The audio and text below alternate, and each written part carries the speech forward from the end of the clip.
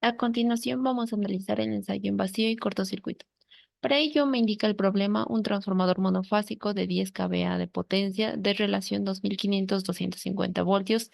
Esto nos indicaría la relación de transformación. La relación de transformación siempre debe ser mayor a 1. Y de esta forma, si dividimos estos dos valores, obtenemos un valor de 10. Se corrobora que es mayor a 1. Luego, el numerador sería la tensión primaria y el denominador la tensión secundaria, nominal, ambos. Luego, es sometido a ensayos de vacío y cortocircuito con los siguientes resultados. Primero vamos a analizar el ensayo en cortocircuito, en donde voy a copiar acá los resultados. Del ensayo en cortocircuito obtenemos una tensión de 60 voltios, una corriente de 3 amperes y una potencia de 45 vatios. Y me pide hallar los parámetros del circuito equivalente referido al lado de baja tensión y alta tensión. Dibujar el circuito equivalente según el modelo de Kostenko y según el modelo de Enrique Raz. Como primer paso para realizar el ensayo en cortocircuito sería calcular las corrientes nominales. Para ello podemos partir de la siguiente ecuación que conocemos ya de circuitos 1, que la potencia aparente va a ser igual a la tensión por la corriente. De acá, si queremos hallar en valores nominales, todo lo pongo subíndice sub n, y de acá despejo la corriente. Corriente nominal va a ser igual a la potencia nominal, que ya nos daban de dato de 10 kVA, sobre la tensión nominal. Y esto va a depender la tensión, si es del lado de alta tensión o del lado de baja tensión. Para la tensión primaria nominal del lado de alta tensión, va a ser la potencia en volt-ampere, 10.000 volt-ampere, sobre la tensión primaria nominal, que en este caso del lado de alta tensión, como podemos ver, y como su nombre lo indica, alta tensión es la mayor tensión, 2500 voltios.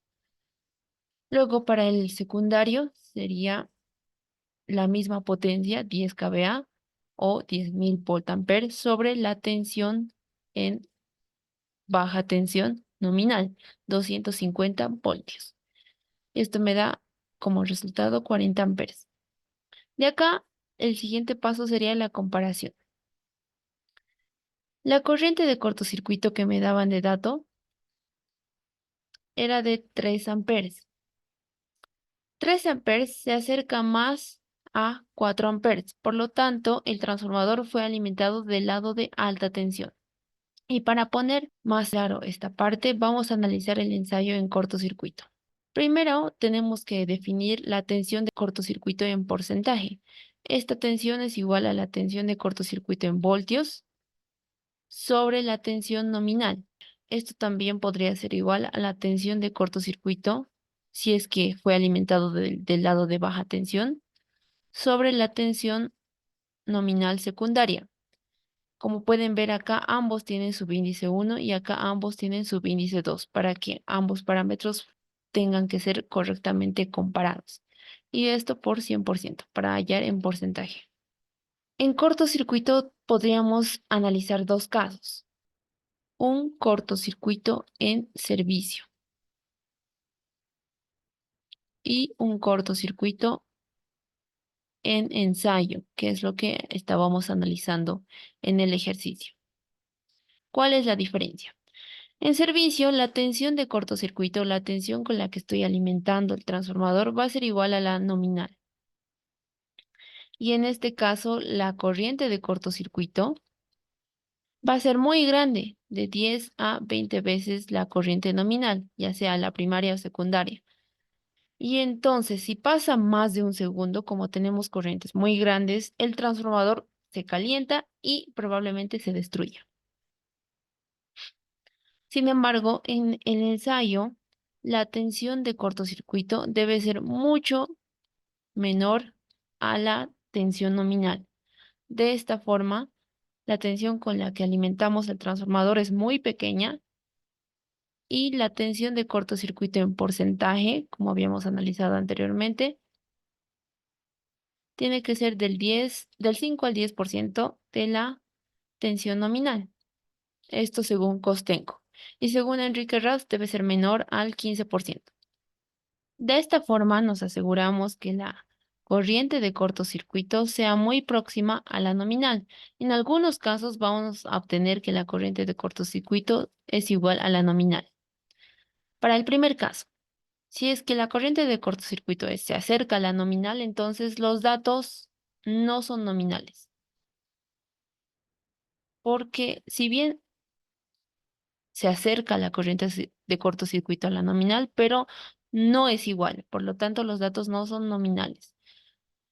Si tenemos el caso en el que la corriente de cortocircuito es igual a la nominal, exactamente igual, los datos van a ser nominales. Todos los datos que me den, como anteriormente habíamos visto, nos daban dato de tensión, corriente y, perdón, acá era tres. Tensión, corriente y potencia, ¿no?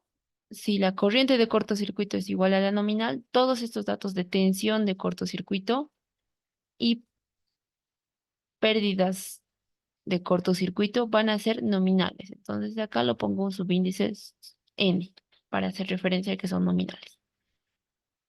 Bien, en este caso, para el ejercicio, tenemos que la corriente de cortocircuito no es igual a la nominal,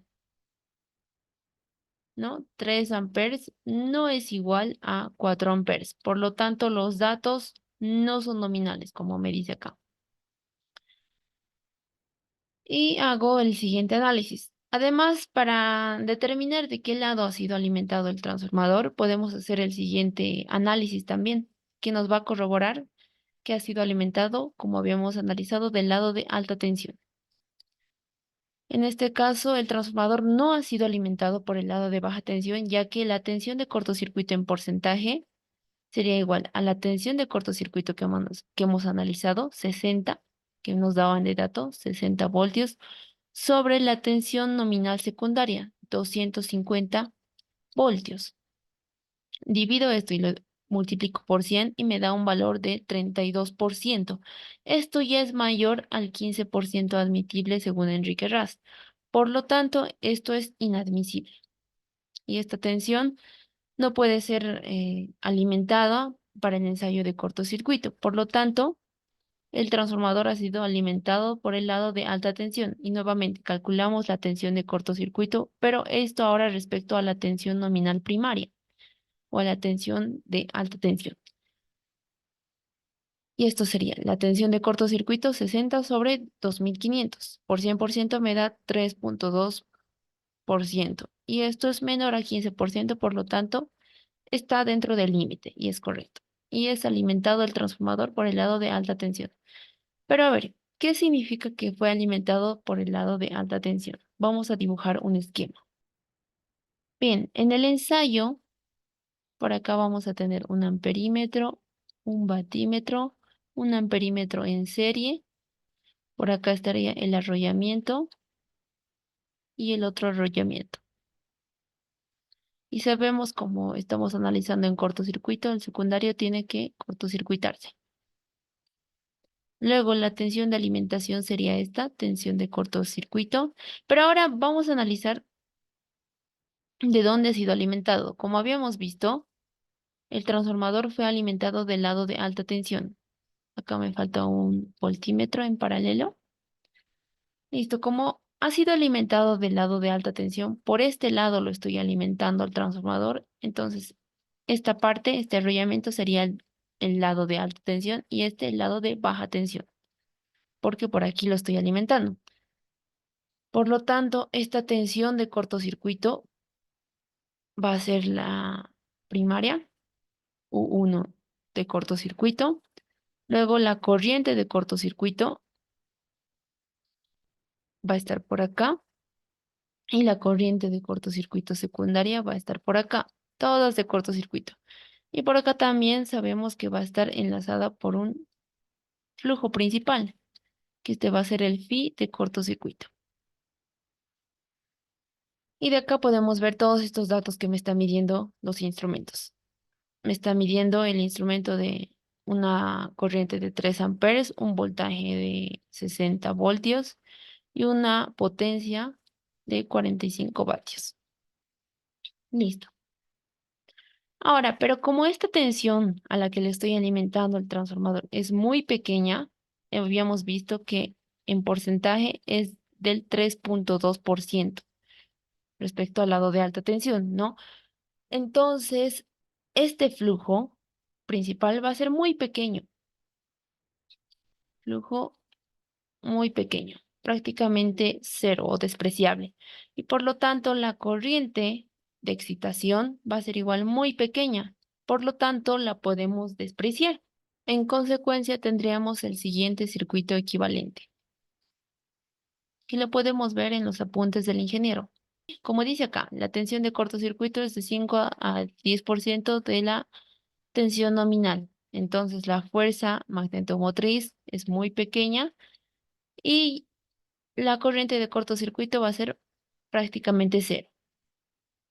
Y el flujo principal de cortocircuito va a ser muy pequeño.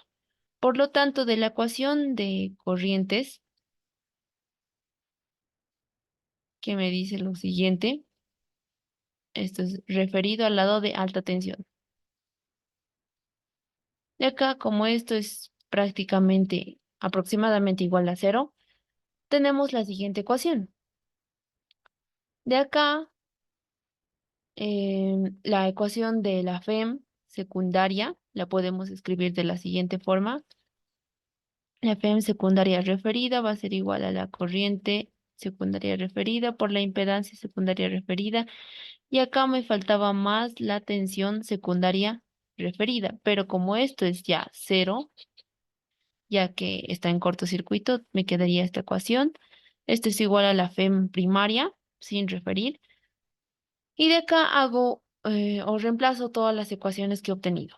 En este caso tenía que la tensión primaria era igual a menos la fuerza contra electromotriz más la corriente primaria por la impedancia.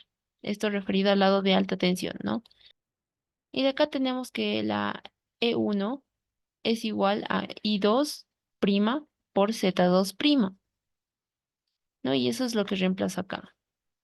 En vez de E1 pongo I2 por Z2'. Y de acá podemos ver que menos I2, que lo que tengo acá, es igual a I1. De esta forma lo reemplazo. Tengo I1 y 1, lo factorizo, tengo Z1 más Z2'. De acá lo puedo desglosar estas impedancias. Z1 es R1 más JX1 y Z2 es R2' más JX2'. Lo agrupo resistencia con resistencia y reactancia con reactancia y obtengo esta suma de resistencias, que sería la resistencia de cortocircuito y esta la reactancia de cortocircuito. De esta forma, en el ensayo de cortocircuito, el circuito equivalente quedaría de la siguiente forma. Una resistencia en serie con la resistencia secundaria referida y la reactancia primaria con la reactancia secundaria referida. Y acá estaríamos despreciando la rama magnetizante que estaba en esta parte, ya que la corriente de excitación era muy pequeña. Por lo tanto, esto podría expresarse como un circuito abierto acá. Entonces lo despreciamos esa rama, el secundario en cortocircuito. Y acá la corriente primaria estaría circulando por todo este circuito. Y acá estaría alimentando por la tensión de cortocircuito. Por la ley de Ohm podemos ver de este circuito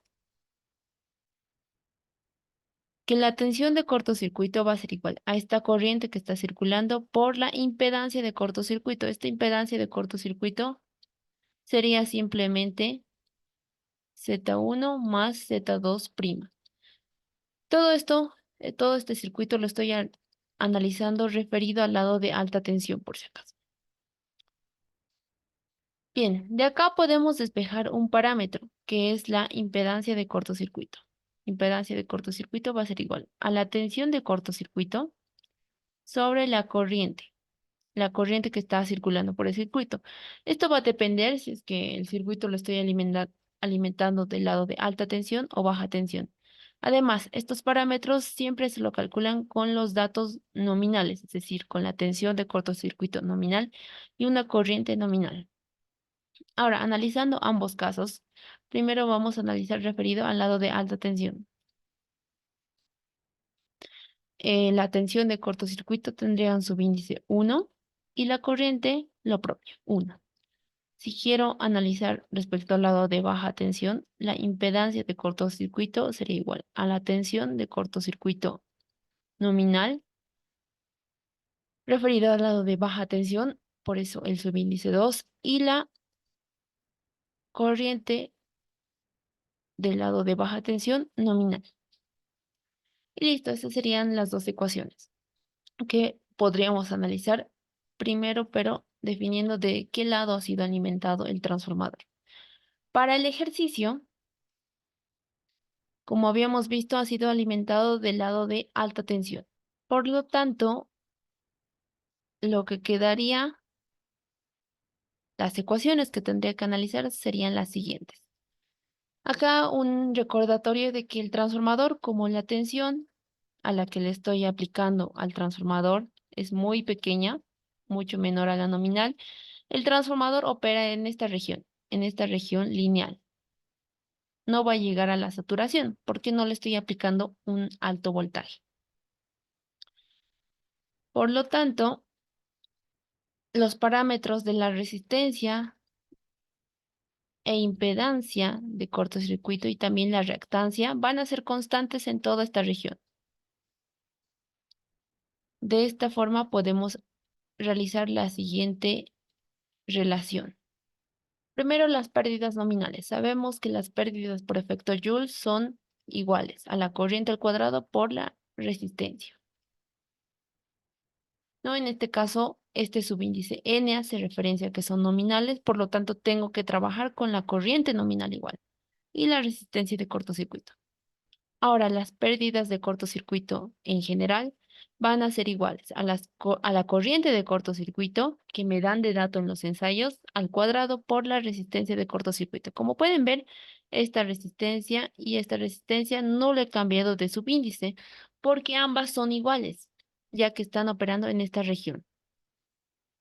De esta forma, divido ambas ecuaciones y despejo las pérdidas de cortocircuito nominales, por lo cual me va a quedar la corriente nominal sobre la corriente de cortocircuito al cuadrado por las pérdidas de cortocircuito del ensayo. Y esto ya lo tenemos de dato. La corriente nominal que habíamos obtenido, la primaria, es 4 amperes. La corriente de cortocircuito que me daban de dato era 3 amperes. Y las pérdidas de cortocircuito que me daban de dato en el ensayo era 45 vatios. Listo. De acá reemplazo todo esto en la ecuación y obtengo las pérdidas nominales de cortocircuito, 80 vatios. Y ahora lo mismo hago con la tensión de cortocircuito, la ecuación que habíamos analizado anteriormente. Tensión de cortocircuito nominal es igual a la corriente nominal por la impedancia de cortocircuito. Tensión de cortocircuito en general va a ser igual a la corriente de cortocircuito por la impedancia de cortocircuito. De acá nuevamente divido ambas ecuaciones miembro a miembro y voy a obtener la siguiente ecuación. Reemplazo los datos, 4 la corriente nominal, 3 la corriente de cortocircuito y 60 la tensión de cortocircuito del ensayo. Finalmente ya puedo reemplazar en las ecuaciones para calcular los parámetros de cortocircuito. Como habíamos visto, la impedancia de cortocircuito es igual a la tensión de cortocircuito nominal sobre la corriente nominal. En este caso, todo estoy refiriendo al lado de alta tensión, porque en el ensayo había obtenido que el transformador ha sido alimentado por el lado de alta tensión. Por lo tanto, todos estos datos que me están dando en el ensayo son referidos al lado de alta tensión. Listo, entonces todo esto es referido al lado de alta tensión. 80 sobre 4 es igual a 20 ohmios. Luego la resistencia. 80 sobre 4 al cuadrado es igual a 5 ohmios. Básicamente de esta ecuación estoy despejando lo que es la resistencia de cortocircuito. Y la reactancia lo puedo obtener de Pitágoras, ¿no? La impedancia al cuadrado menos la resistencia al cuadrado sobre raíz, todo eso. es igual a 19,365 ohmios. Estos dos valores son los que me interesan. Ahora, si quiero conocer estos parámetros de cortocircuito referidos al lado de baja tensión, simplemente hago el análisis. Sabemos que en baja tensión las resistencias, reactancias e impedancias son pequeñas. Por lo tanto, estos valores de alta tensión tengo que dividirlos sobre la relación de transformación al cuadrado. Entonces, sería 5 sobre la relación de transformación, que era de 10 al cuadrado. Esto me da como resultado este valor. Y la reactancia lo propio, este valor. Listo. ¿Qué pasaría si es que en el ensayo de cortocircuito me hubieran dicho que esta corriente es de 4 amperes, por ejemplo? ¿No? Entonces acá los datos que me estarían dando serían 60 voltios, 4 amperes y 45 vatios. Acá ya podemos corroborar que la corriente de cortocircuito es igual a la corriente nominal en el primario. 4 es igual a 4. Por lo tanto, todos estos datos que ya me estarían dando serían nominales. Entonces, me saltaría todos estos pasos de acá y directamente a las ecuaciones. Directamente tendría que reemplazar impedancia de cortocircuito es igual a la tensión nominal de cortocircuito, es 60, sobre la corriente nominal, que es de 4, ¿no? 60 sobre 4 es igual a 15, ¿no? 15 ohmios. Luego la resistencia de cortocircuito tendría que ser igual a las pérdidas nominales, que serían 45, sobre la corriente nominal al cuadrado, ¿no? Y de esta forma ya me habría ahorrado todos estos pasos. Esto, pero si es que la corriente del ensayo me saldría igual a la nominal. Pero en nuestro caso no era así. La corriente de cortocircuito era menor, 3 amperes. 3 amperes no es igual a 4 amperes, por lo tanto tengo que hacer todos estos pasos adicionales. Ahora vamos a analizar el ensayo en vacío. En el ensayo en vacío, al igual que en el ensayo de cortocircuito, lo podemos alimentar tanto del lado de baja tensión o del lado de alta tensión. En este caso, como ya me dan los datos del ensayo, que si volvemos y nos anotamos, serían de tensión 250 voltios, corriente de 0,8 amperes y pérdidas del 50 vatios. Entonces, volviendo acá, realizando un esquema del ensayo sería de la siguiente forma.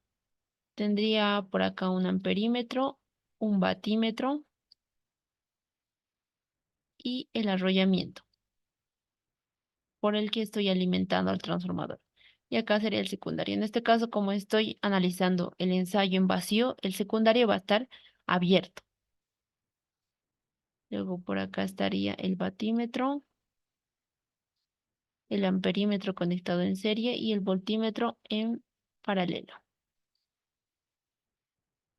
¿no?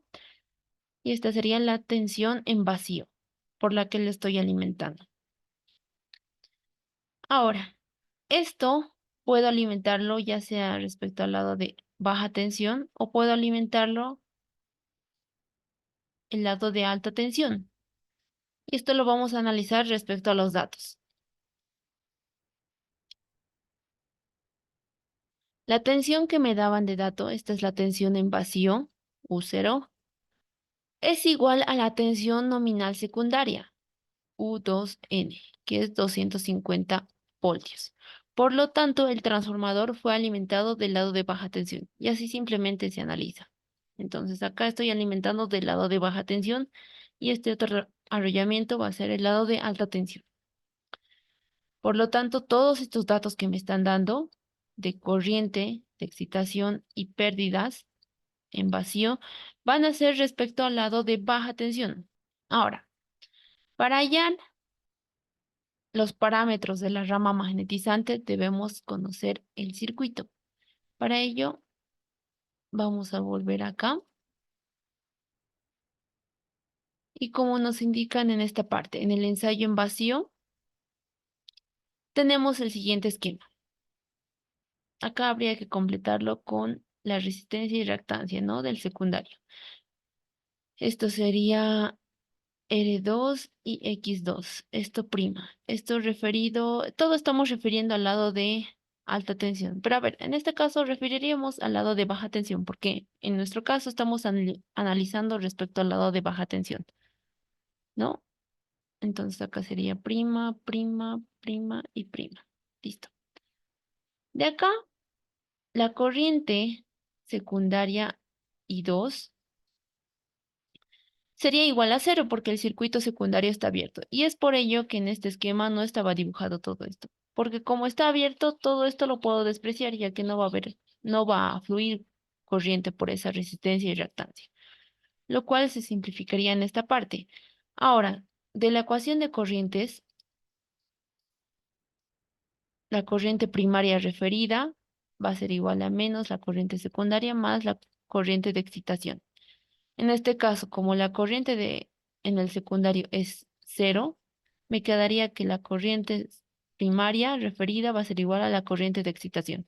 Por ello es que en esta parte, en vez de escribir I1 prima, estoy escribiendo I0, porque ambas son iguales, ya que el circuito está abierto. De acá podemos ver que la tensión nominal primaria sobre la corriente de excitación va a ser igual a la impedancia en vacío. Y esta impedancia podemos ver que es la suma de la impedancia Z1 del primario más la impedancia de la rama magnetizante, Zm. De acá, si lo agrupamos resistencias con resistencias y reactancias con reactancias, tendríamos la siguiente ecuación. Sin embargo, en transformadores de potencia se tiene que la resistencia Rm es mucho mayor a la resistencia R1, porque esta, como sabemos, es de cobre. Por lo tanto, esta es muy pequeña. Y lo propio para la reactancia de la rama magnetizante. Xm es mucho mayor a X1. Por lo tanto, podríamos despreciar todo esto. Esta R1 y esta X1, porque son pequeñas. De esta forma, podríamos decir que la tensión de alimentación sobre la corriente de excitación es muy próxima a Rm más Jxm. Y de acá las pérdidas por efecto Joule, que también las pérdidas en vacío se las llama las pérdidas en el acero, ya que como las corrientes son pequeñas, ya que la corriente de excitación es en transformadores de potencia 1% de la nominal, entonces podemos despreciar las pérdidas en el cobre que hay en estos circuitos. En este caso sería I0 al cuadrado por R1. ¿No? Esto lo podemos despreciar porque esta corriente de excitación es muy pequeña. Por lo tanto, de acá las pérdidas en el acero sería igual a la corriente de excitación al cuadrado por la resistencia Rm, que esta sí es considerable. Listo. De acá despejan lo que es Rm y obtienen la ecuación para calcular Rm.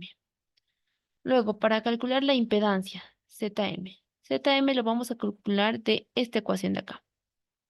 Va a ser simplemente la tensión nominal sobre la corriente de excitación.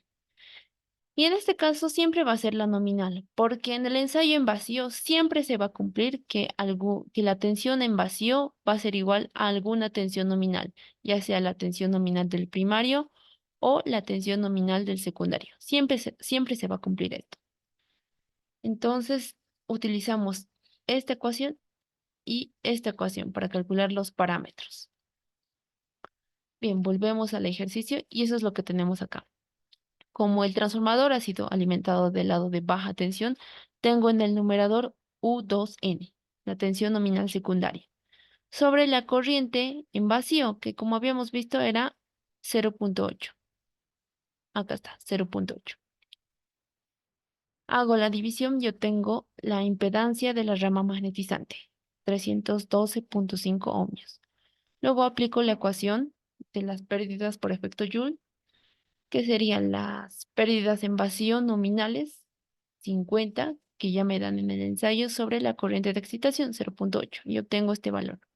Nuevamente por Pitágoras obtengo la reactancia, impedancia al cuadrado menos resistencia al cuadrado, todo esto sobre raíz. Obtengo la reactancia, 302.58 ohmios. Luego, el desfase de la corriente de excitación. Esto lo obtengo mediante la ecuación de potencia activa. La potencia activa sabemos que es igual a la tensión por la corriente por el cos phi. De acá despejamos lo que es este phi 0, serían las pérdidas en vacío sobre la tensión nominal secundarias por la corriente de excitación. Reemplazo todos los valores y obtengo este valor, 75.52 grados. Este valor siempre va a ser grande, porque se supone que esta corriente de excitación I sub 0 es muy inductiva. Por lo tanto, su desfase va a ser negativo y este valor en grados. Su magnitud ya lo teníamos de dato del ensayo, 0.8. Y como podemos ver, todos estos datos están referidos al lado de baja tensión. Por lo tanto, el circuito equivalente según Kostenko sería el siguiente. Volvemos a los datos obtenidos en el ensayo de cortocircuito. En baja tensión serían estos de acá. 0.05 resistencia y 0.19 reactancia. Y eso es lo que escribo acá. Resistencia y reactancia. Ahora, en el circuito equivalente de Kostenko tenía lo siguiente, ¿no? Acá. Faltaba acá la resistencia y reactancia. Y todo esto estaba abierto. Bueno, tenía carga, ¿no? Sin embargo, esto sería sin cortocircuito. Estoy reutilizando este esquema. Sin embargo, acá, como esta corriente de excitación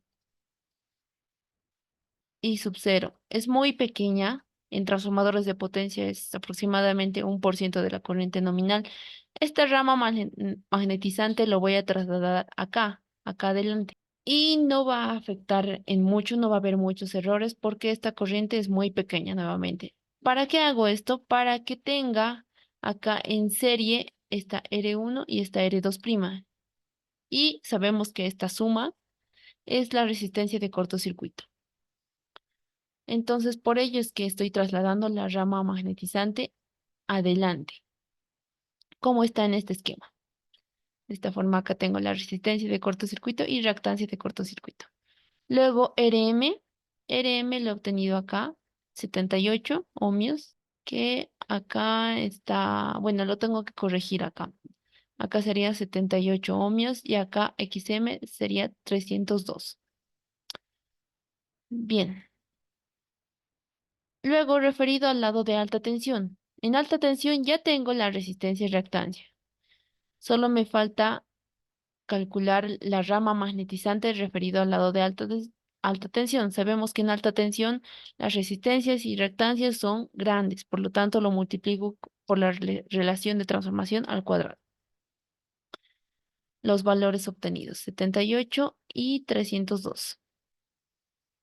Y acá lo tengo que corregir igual, este valor, pero este resultado sí está correcto. Acá sería 302 por 10 al cuadrado, sería 30.257.7 ohmios. Y acá lo propio, 78 por 10 al cuadrado sería 78.000 ohmios. Listo, y esto reemplazo en este gráfico, resistencia y reactancia de la rama magnetizante. Y esto referido al lado de alta tensión. Listo, ahora vamos a analizar según el modelo de Enrique Ras. Partimos de los datos. La corriente de excitación que me habían dado de dato era 0.8. Esto referido al lado de baja tensión. De acá, de este diagrama vectorial, podemos ver que por acá está el ángulo φ0 que habíamos calculado. Y si quiero calcular su parte activa, tengo que multiplicarlo por coseno de φ0. Y su parte reactiva, que está en fase con el flujo principal, sería multiplicarlo por el seno de φ0. De acá multiplico ambos valores y obtengo la corriente de excitación activa y reactiva. Esto también la corriente magnetizante también lo llaman. Bien, luego de acá reemplazo estos valores para calcular RM y XM, pero ahora en paralelo. Sería la tensión secundaria, ya que estoy analizando en el lado de baja tensión, 250 sobre la corriente activa que he calculado anteriormente, 0,2, y obtengo este valor. Lo propio para la reactancia. 200 acá sería 50, esto lo tengo que modificar, sobre la corriente de magnetización, 0,75, 775, y obtengo este valor. De acá simplemente lo reemplazo en el dibujo. Acá, respecto al lado de baja tensión, en el modelo de Enrique Raz sería resistencias y reactancias de cortocircuito referidas al lado de baja tensión, 0,05 y 0,19 ohmios. Luego, corriente activa, 0,2, corriente reactiva, 0,775.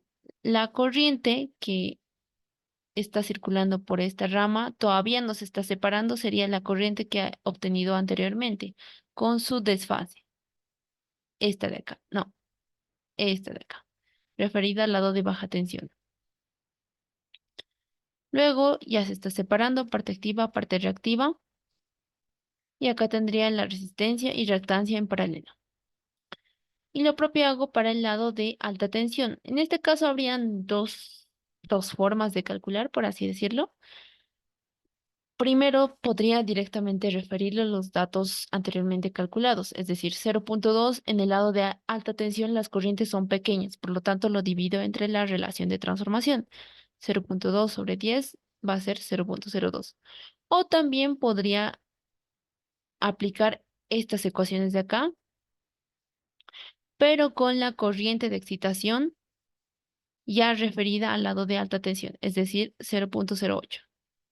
Entonces, multiplico 0,08 por coseno del phi 0 y obtengo nuevamente 0,02. Entonces, pueden tomar cualquier camino, este de acá o este de acá.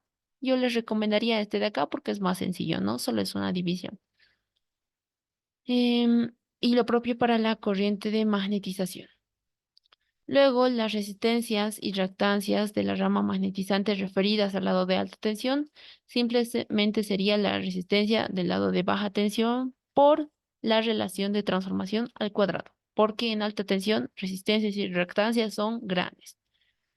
Listo, de acá tengo estos valores, la resistencia de cortocircuito y reactancia referidos al lado de alta tensión y listo. Ya tengo todo esto referido al lado de alta tensión.